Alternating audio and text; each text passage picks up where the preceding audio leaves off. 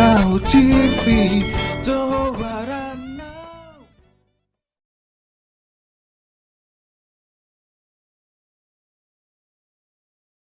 So, kata namin na berlobby ng kalahin, kami tidak berani datang kemari kalau kami tunjukkan budaya kami. Jelas itu. Jadi semua kita orang Batak mempunyai budaya masing-masing. Inilah yang kami antarkan ke Kampung Perdamaian ini. Bagaimanapun ini harus dipakai Polisi Naga, harus dipakai Marga Hasibuan. Kalau ada kerja adat-adat orang Simalungun di Jakarta, baik gimana ya? Jadi beginilah yang dapat kami sampaikan. Semoga Tuhan memberikan berkat yang berlimpah bagi keluarga besar Hasibuan dalam suasana Natal ini.